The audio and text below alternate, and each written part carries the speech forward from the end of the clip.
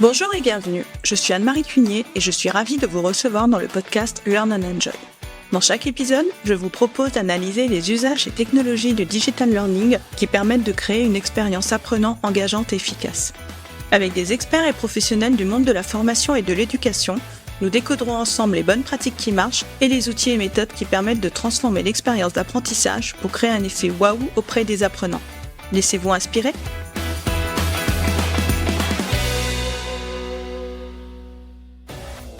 Bonjour à tous! Pour ce nouvel épisode, nous allons nous intéresser à l'innovation pédagogique, un domaine en constante évolution qui joue un rôle important dans la formation des professionnels d'aujourd'hui et de demain. Et pour nous en parler, j'ai le plaisir d'accueillir un expert du sujet, Jean Rocoulier, qui est responsable du learning et du digital au sein de Safran University, l'université du groupe Safran. Jean Roch a un parcours impressionnant, qui l'a conduit d'Alcatel-Alstom à Thales, puis au groupe Safran en 2020. Il partage également son expertise dans de nombreuses écoles comme HEC et Schema. Depuis plus de 20 ans, il exerce aussi une activité de recherche en tant que chercheur associé au sein du Muséum national d'histoire naturelle de Paris. Dans cet épisode, Jean Roch va nous présenter ce qu'il met en œuvre au sein de l'université Safran et nous expliquera pourquoi il est essentiel d'innover en formation. Un échange qui promet d'être riche et instructif. Bonne écoute à tous! Bonjour Jean Roch et bienvenue! Bonjour, merci beaucoup. Eh bien moi je suis très heureuse de t'accueillir donc dans cet épisode et d'échanger avec toi qui est un passionné de pédagogie. Donc ensemble on va discuter innovation en formation. Et pour commencer, est-ce que tu peux te présenter ton parcours professionnel rapidement?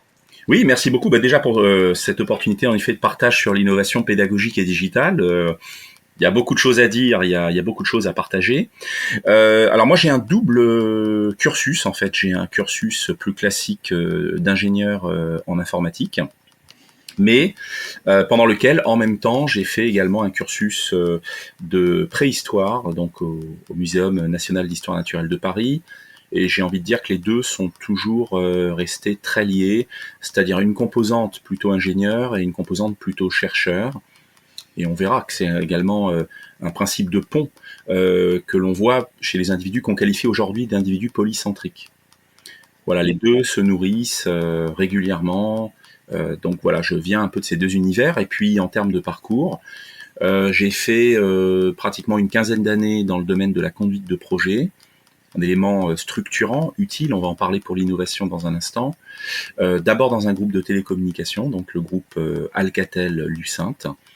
Et puis après, une bonne dizaine d'années dans un autre groupe, un très beau groupe, le groupe Thales, où là, je suis passé côté formation. J'ai occupé pas mal de fonctions, dont une fonction de directeur pédagogique et du digital international pour Thales University.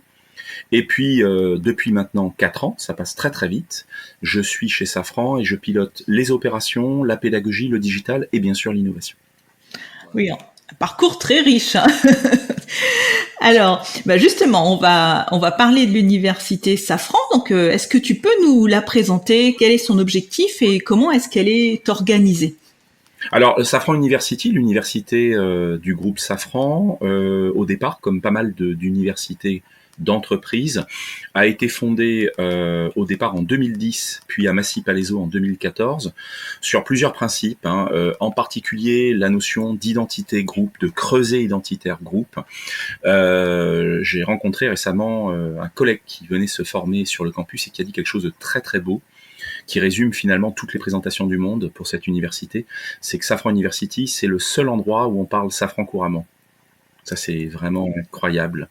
Donc souvent pour des raisons de creuset identitaire, mais aussi bien sûr de soutien aux diverses transformations de l'entreprise. Safran University soutient par exemple en ce moment même la transformation digitale du groupe Safran. Et puis aussi pour un principe de mélanger, de décloisonner les hommes et les femmes de l'entreprise en jouant, en délivrant des programmes de formation en mode inter, et donc qui permet le brassage en fait des différentes composantes de l'entreprise. Nous sommes quand même au centre d'une galaxie d'une douzaine de filiales, et l'université est un peu, on peut le dire, le point de ralliement en matière de formation. Oui, et vous êtes combien en tout chez Safran ? Alors Safran, c'est un groupe aujourd'hui de plus de 90 000 personnes, pratiquement une trentaine de pays d'implantation, et l'université en effet se déploie à la fois en France et à l'international, avec en particulier un campus situé à Massy-Palaiseau. Et donc pourquoi, selon toi, est-ce qu'il est nécessaire d'innover en formation ? En fait, la formation, comme beaucoup de métiers, se sont trouvés ces dernières années, en particulier, on peut le dire, avec l'avènement de l'ère digitale, fortement impactés dans leur façon de voir le monde, dans leur façon pour nous en tout cas, de concevoir et de délivrer nos formations. La formation a d'ailleurs longtemps été un petit peu liée à un client captif, le client en salle de classe. Aujourd'hui, c'est beaucoup moins vrai. On a une notion que j'aime beaucoup de savoir ubiquiste, c'est-à-dire au sens que les savoirs sont partout, et nos collègues apprenants, apprenantes, évidemment peuvent être tentés, sont davantage opportunistes, n'hésitent pas à se former sur l'ensemble des systèmes disponibles, et donc il est fondamental qu'une université d'entreprise, mais plus généralement d'ailleurs, n'importe quel département de formation, soit à la page, et plus encore qu'être à la page, selon moi, pour des raisons de crédibilité, maintiennent une longueur d'avance, si chère à Peter Senge, une longueur d'avance dans sa capacité à montrer qu'en matière d'expertise, comme les autres métiers le font à leur niveau, cette université, ce département se situe, je dirais, au top, et montre quelque part qu'il a la maîtrise complète de ce qui se passe dans le monde en matière d'apprentissage, de technologie, etc., etc.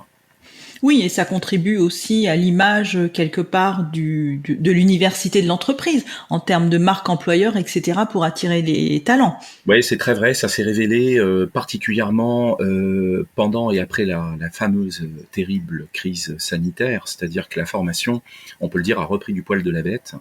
Elle est revenue, je pense, sur le devant de la scène, et elle joue un rôle, en effet, absolument dans le principe de l'attractivité auprès des jeunes qui montent, les étudiants, les étudiantes, qui en fait se disent mais comment est-ce que demain je vais être formé moi-même pour rester à la page, pour conserver cette longueur d'avance, plus généralement pour cultiver mon employabilité. Et donc aujourd'hui, l'université par exemple organise des projets de type after work, des rencontres avec les étudiants et les étudiantes, justement pour leur montrer comment demain, s'ils rentrent chez nous, ils seront formés, maintenus à flot, par exemple certifiés. Ah oui, c'est très intéressant. Donc vous avez une certification interne. Alors on a des certifications, je dis par là que les métiers, nombre d'entre eux proposent des voies certifiantes, par exemple dans le domaine du Lean Six Sigma, Safran a monté tout un parcours certifiant qui permet d'être reconnu comme un praticien ou une praticienne de cette méthode d'optimisation processuelle, et ça a de la valeur parce qu'en fait aujourd'hui on s'aperçoit que la certification prend quand même le dessus sur la diplomation, non pas évidemment qu'il ne faut pas de diplôme, au contraire bien sûr, mais en entreprise, une fois en tout cas arrivé en entreprise, très peu retournent aux études. Or, dans un principe d'éducation tout au long de la vie, on va le voir, dans la mesure où ça bouge très vite, même si bien sûr il y a de l'invariance dans certaines compétences, mais il y a des choses, des compétences qui vont très vite virer obsolètes. Il y a donc désormais pour les départements de formation une promesse à tenir, celle de l'éducation permanente, de l'éducation tout au long de la vie. Et donc en effet tout ça procède d'une nécessaire volonté de maintien à flot, de longueur d'avance dans nos façons de développer, de délivrer nos programmes de formation. Et donc, qu'est-ce qui, selon toi, guide le choix des innovations pédagogiques ? Alors en fait, les innovations pédagogiques, ce qui me semble important, c'est de ne jamais oublier que on n'est pas là pour faire de l'innovation pour l'innovation, bien sûr. On est là pour, au final, proposer des choses qui aient du sens. Et donc nous avons actuellement, en ce qui nous concerne en termes d'innovation, 3 dimensions sur lesquelles on investit. La première, c'est quand même de concevoir et délivrer des formations impactantes, des formations engageantes, qui au final permettent de satisfaire un but, la formation n'étant au final qu'un moyen. Donc ça on va en reparler, c'est vraiment cette notion d'impact. Deuxième dimension sur laquelle nous œuvrons, c'est de travailler à une formation plus compétitive et davantage juste à temps, par rapport au business et aux opérationnels qui nous le réclament de plus en plus. C'est-à-dire que le business évolue très vite et l'acteur formation de l'entreprise ou le département ou l'université doit également être en position de délivrance plus rapide, plus compétitive. On entend parfois cette notion de plan flexible qui vient compléter le plan plus classique de formation. On a les deux en ce qui nous concerne, parce qu'au-delà de la prévision, on va se retrouver parfois avec des besoins business rapides, de dernière minute, ou d'ailleurs on va faire nous-mêmes. Et enfin, troisième dimension importante qui guide cette innovation chez nous, on l'appelle l'innovation par ricochet. L'université ne fait pas tout, l'université délivre une partie des programmes, mais nos filiales le font également. Et donc, dès qu'on le peut, une innovation est mise à disposition des filiales pour qu'elles-mêmes puissent en profiter dans la délivrance, dans la conception de leur propre programme de formation. Très bien, merci. Et j'avais lu un article que tu avais écrit où tu évoquais le plan d'innovation pédagogique. Et donc ça m'avait interpellée. Donc est-ce que tu peux nous expliquer ce qu'est un plan d'innovation pédagogique ? Oui. Alors en fait, pour commencer, il fait lui-même la jonction avec un plan plus général de transformation qui a pour une transformation de la formation chez Safran qui a été lancée pendant l'été 2020. Ce plan lui-même est composé d'un certain nombre de piliers et de principes. Nous travaillons beaucoup sur un premier pilier qu'on appelle le pilier compétences. Il y en a un autre sur le pilier qu'on appelle employé centrique. Enfin, il y a un pilier du temple très important pour nous, sur lequel beaucoup d'innovations portent actuellement, c'est le pilier entreprise apprenante. On verra tout à l'heure ce que l'on met derrière. Et puis il y a deux principes transverses. L'internationalisation de la formation, qui est quand même une vraie bataille, c'est pas facile. Ce qu'on appelle nous le franchissement du palier de synchronicité. C'est-à-dire que c'est pas uniquement une consommation asynchrone, ça c'est généralement assez simple, via un portail digital, c'est comment introduire de la synchronicité partout dans le monde et pas seulement en France, par exemple en organisant la délivrance d'une formation à Dallas. Ça, c'est un vrai défi. Et puis enfin, deuxième principe, la digitalisation, principe transverse, à la fois le soutien des métiers dans cette transformation digitale et puis bien sûr la digitalisation elle-même du métier formation. Alors ainsi, pour vraiment soutenir ce plan de transformation, est venu en parallèle un plan d'innovation pédagogique et digitale qui vient vraiment apporter des éléments, des approches qui vont soutenir cette transformation. Et le plan a plusieurs vertus. Dans une époque vraiment à la fois fascinante, mais un peu aussi effrayante en matière d'espace des possibles, d'opportunités. Il suffit d'aller au salon Learning Technology de la Porte de Versailles pour le savoir. On ne sait plus où donner de la tête.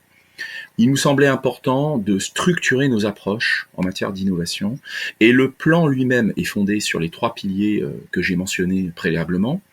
Et il présente donc vraiment plusieurs vertus. La première, donc une vertu structurante, c'est-à-dire qu'il est bâti sur 3 ans avec une fenêtre glissante d'1 an. On vient d'ailleurs de se réunir pour déjà préparer les innovations 2025.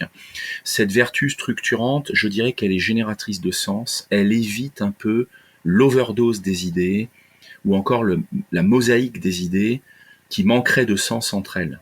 Donc ça, c'est une première vertu importante, c'est-à-dire que nos innovations sont envisagées dans une structure portée par les 3 dimensions juste évoquées à l'instant.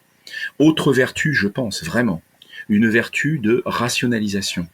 Au lieu d'être noyé avec 15 idées à la seconde, on va se dire, voilà ce qu'on sait faire pour l'année prochaine et on va essayer de s'y tenir. Rationalisation. Il y a également une autre vertu, c'est une vertu de communication. Lorsqu'on va auprès d'un département IT proposer un nouveau proof of concept sur une innovation, c'est certain que si on arrive tous les matins avec une idée, la partie prenante IT, mais plus généralement l'ensemble des parties prenantes impliquées pour réussir, vont commencer à se questionner sur le sérieux de nos idées. Donc vertu communicationnelle quelque part, qui va avec cette fameuse rationalisation. Donc pour cette raison, pour l'ensemble de ces raisons-là, on a structuré ce plan d'innovation, d'ailleurs qui lui-même permet de construire la budgétisation de l'innovation d'année en année, c'est-à-dire un budget qui sait à peu près ce qui va se passer l'année suivante et sur lequel on va pouvoir donc véritablement se projeter et je dirais surtout s'organiser au niveau des équipes pour mener à bien l'ensemble de ces innovations. Voilà un petit peu les raisons qui ont précédé la création de ce plan. Oui, donc c'est un vrai outil de pilotage quelque part. Ah oui, complètement. C'est-à-dire que chaque année, nous faisons le bilan de ce que nous avons été capables de faire, nous projetons l'année suivante, et ainsi, je dirais, l'ensemble, finalement, s'il faut retenir une chose à l'intérêt d'un tel plan, me semble-t-il, c'est vraiment une vertu de génération de sens. Ça donne du sens. C'est pas simplement une idée qui remplace une idée le lendemain, et qui pourrait donner ce sentiment un peu de dispersion, face vraiment, une fois de plus, c'est à la fois fascinant et effrayant, à un espace d'opportunités qui semble sans limite. Mais les limites sont plutôt à l'intérieur chez nous. Les ressources, le budget, et aussi, ne l'oublions pas, la problématique de la contextualisation de l'innovation. Autrement dit, d'abord, il faut le dire, ce qui est innovant pour l'un ne l'est pas forcément pour l'autre. Et quand je dis contextualisation, ça veut dire que nous engageons là-dessus chaque fois que nous allons vers une nouvelle idée, potentiellement une innovation, nous regardons cette innovation sous le prisme de la maturité et de la culture de l'entreprise. Pourquoi ? Parce que, évidemment, l'innovation, c'est surtout quelque chose qui passe par l'idée d'être pérenne. D'ailleurs, on distingue volontiers chez nous l'idéation, voire l'invention de l'innovation. Je dirais qu'en idéation, voire en invention, si vous brevetez, on trouvera pas mal de monde. Par contre, celles et ceux qui sont capables d'aller vraiment de l'idéation à l'innovation, autrement dit, une idée qui a quelque part trouvé un client et qui s'industrialise, là, on verra qu'elles sont généralement moins nombreuses. Et justement, est-ce que pour illustrer, tu peux nous donner quelques exemples d'innovations que tu as déployées au sein de l'université ? Oui, et on revient toujours avec cette idée de relativisation. J'insiste, par rapport à une contextualisation des idées et par la suite des innovations qu'on cherche vraiment à avoir de façon pérenne et industrielle. Typiquement, le lancement en mai 2020 de la classe virtuelle chez Safran a été considéré comme très innovant parce que Safran ne la pratiquait guère avant crise, là où d'autres entreprises, il s'agirait de quelque chose de plus classique, c'est-à-dire que c'était fait bien avant la crise sanitaire. Donc dans les innovations qu'on a déployées ces dernières années, il y a plusieurs belles choses. Il y a tout, par exemple, ce qui touche aux apprentissages immersifs. Ça, c'est une brique très intéressante. Alors, apprentissage immersif, par exemple, à base de réalité virtuelle, avec par exemple une nouvelle séquence pédagogique aujourd'hui délivrée de façon pérenne et industrielle dans les programmes stratégiques pour nos collègues de l'exécutive.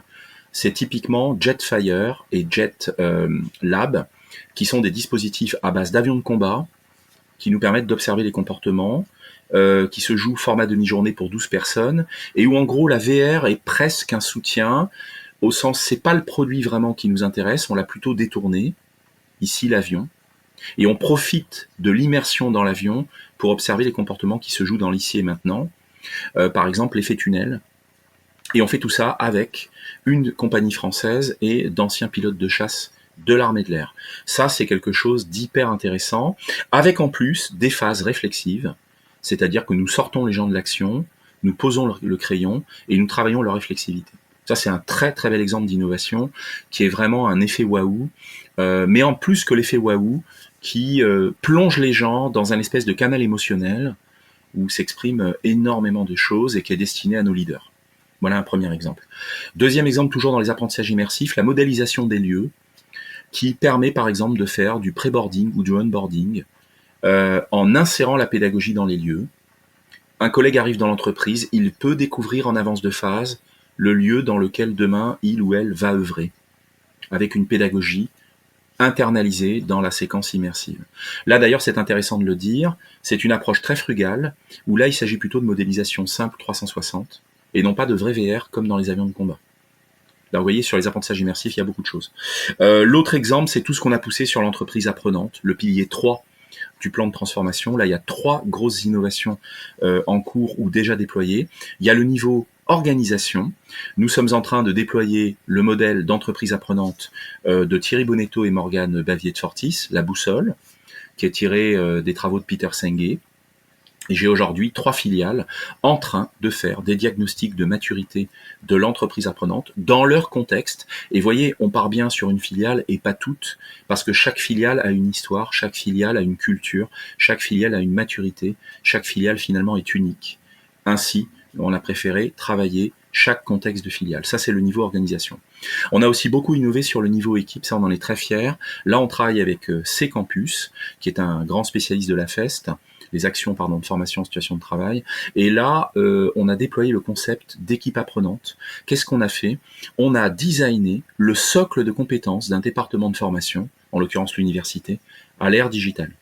C'est intéressant parce que on passe d'une vision généralement connue individuelle à une vision collective, et on est capable de donner le panorama de nos compétences collectivisées, les compétences critiques, celles éventuellement qu'on n'a pas. Et qu'est-ce qu'on a fait? On a lancé des saisons d'apprentissage entre nous. Il y en a un ou une qui sait, qui enseigne à ceux qui ne savent pas, et vice-versa. Et aujourd'hui, on ouvre déjà la saison 3. Une saison, ça dure 6 mois. On ouvre déjà la saison 3, et c'est très simple, c'est assez peu guidé, c'est très informel. Une personne a une idée, connaît un concept qui peut aider à délivrer une des compétences, ou à développer, une des compétences clés identifiées dans le panorama des compétences, eh bien, elle va proposer un atelier à ses pairs. Et ça tourne. Donc ça, c'est très très exceptionnel et très passionnant. Et les gens se prennent au jeu et il y a un minimum de guidance pour avoir à le faire, ce qui est très intéressant. Puis enfin, le niveau 3, où là on est très avancé, c'est le niveau individuel, et c'est le programme Safran enseigne à Safran, avec les 400 auteurs-autrices qui produisent aujourd'hui les contenus de formation au sein du portail digital. C'est notre projet en fait de production internalisée de contenus digitaux de formation dans Safran, 8000 contenus, 2 tiers réalisés en interne. Un score, un ratio de production que j'ai rarement vu ailleurs, qui est lié à l'implication des hommes et des femmes de l'entreprise. Avec ces exemples-là, on voit bien que quelque part, innovation ne veut pas dire forcément technique. Absolument. Voilà, puisque tu as des exemples qui sont frugaux, comme tu le dis. Oui. Alors déjà, en effet, bonne remarque. Les composantes digitales, bien sûr, peuvent rentrer dans l'innovation. Un autre exemple, la digitalisation du tutorat au poste de travail, qui chez nous vraiment a fait un carton, et qui d'ailleurs m'a fait comprendre quelque chose. On le verra peut-être tout à l'heure en détail sur l'importance de partir du besoin opérationnel et moins d'une expression au sens ressources humaines d'un projet. Ça, on peut le mentionner après. Mais en effet, par exemple, donc digitalisation du tutorat au poste de travail, on a un bel exemple d'approche phygitale où en fait une plateforme vient formaliser le processus mais ne remplace pas la relation entre le tuteur, le tutoré et le manager sur la ligne de production. Là, c'est du digital vraiment utile, du digital de soutien, mais c'est pas un digital quelque part qui se suffit à lui-même. Donc en effet, on peut avoir des innovations avec et sans, bien sûr, digitalisation. Safran University a également beaucoup poussé la partie intelligence artificielle générative à destination de ses formateurs et formatrices. On a lancé il y a maintenant 3 mois Découvrir et pratiquer l'IA générative en formation, qui est proposé gratuitement à tous les acteurs, à toutes les actrices de la formation du groupe, et pour lequel on a d'ailleurs coproduit avec le Club des Learning Activists un livre blanc qui recense à date, ça bouge très vite, l'ensemble des cas d'usage de l'IA générative par étape clé du processus d'ingénierie de formation qu'on appelle le modèle ADI, qui n'est pas nouveau, pas du tout même, mais qui nous permet d'avoir une vision un peu structurante des cas. Là, on a un exemple de la technologie dernier cri qui va également rentrer en innovation. Et tu as évoqué donc les filiales. Donc, est-ce que tu peux nous dire comment se passe le déploiement d'une innovation, et surtout en particulier avec tous les sites que vous avez à l'international, puisqu'il y a aussi l'aspect culturel qui va entrer en jeu, la langue. Comment tu fais concrètement? Ouais, c'est une très bonne question. En fait, vraiment, le défi, c'est de passer vraiment de l'idéation, de l'invention à l'innovation. Là est le vrai défi. Alors notre approche à nous, c'est une approche qui est très fondée sur la conduite de projet, qui est quand même mon métier, et qui est quand même une composante essentielle qui vient nourrir, soutenir nos projets dans le domaine des ressources humaines. Donc généralement, pour gagner la bataille quelque part de l'industrialisation d'une innovation, c'est-à-dire également sa pérennisation, nous allons réaliser un proof of concept multidimensionnel, dans lequel nous allons faire un découpage en lots de travaux, comme un projet, sur un périmètre généralement détouré, limité, qui peut permettre d'éviter la casse si le POC échoue. Et c'est déjà arrivé. Et ce proof of concept va rallier l'ensemble des parties prenantes dont on a besoin pour réussir l'industrialisation de l'idée. Par exemple, le lot de travaux finance, qui va permettre de définir les bases de prise en main de l'innovation par les filiales pour aller plus loin après le POC s'il réussit. Autrement dit, un modèle généralement financier, comme pour le tutorat digitalisé, qui permet désormais à n'importe quelle filiale, nous sommes partis avec une, nous sommes à 9 sur 12, de monter à bord en prenant un pack tuteur-tutoré, dûment négocié dans le modèle financier central, niveau groupe, qui est la résultante, l'un des livrables du proof of concept qui a précédé. De la même façon, un lot de travaux sécurité RGPD qui va qualifier le produit, l'idée pour en faire une innovation, valable dans l'ensemble des filiales, etc., etc., etc. Donc, toutes les parties prenantes clés sont impliquées dès le proof of concept sur un territoire, un périmètre limité, mais qui va par contre se révéler multidimensionnel relativement aux différents aspects qu'il faut prendre en considération pour réussir cette fameuse industrialisation. Et oui, donc c'est passionnant, mais tu n'as pas quand même évoqué la langue. Comment ça se passe, enfin, et puis les aspects culturels, parce que un projet peut très bien prendre entre guillemets en France, mais si c'est sur une filiale, alors je n'ai pas en tête les pays dans lesquels vos filiales sont implantées, pardon, mais la culture peut être différente. Comment tu fais ça? C'est une très bonne question. Il y a des sujets, on le sait, très très clivants sur l'international, comme par exemple la diversité et l'inclusion. Alors en général, nous on a des fonctions dites de globalisation, c'est-à-dire qu'on a dans le portail du digital désormais activé une fonction qui va grandement faciliter déjà ce qu'on appelle la localisation des productions. La composante qu'on met en place, c'est ce qu'on appelle une composante généralement glocale. C'est-à-dire que déjà, il faut le dire, entre la filiale A et la filiale B, on fait déjà sans le savoir du glocal, même en restant en France. Souvent, on dit que en interculturalité, il suffit d'aller sur le palier d'en face, chez son voisin, pour déjà pratiquer l'interculturalité. Et certains le disent d'ailleurs, certains disent même, il n'y a pas besoin de voyager, l'interculturel commence sur le pas de la porte. Donc, une filiale qui soit basée en France, à droite ou à gauche, déjà a une culture et une histoire. Donc déjà le problème commence. Et donc même chose bien sûr à l'international. Donc généralement ce qu'on va faire, on va impliquer les parties prenantes internationales le plus tôt possible dans le processus d'ingénierie, de design, de l'innovation en amont.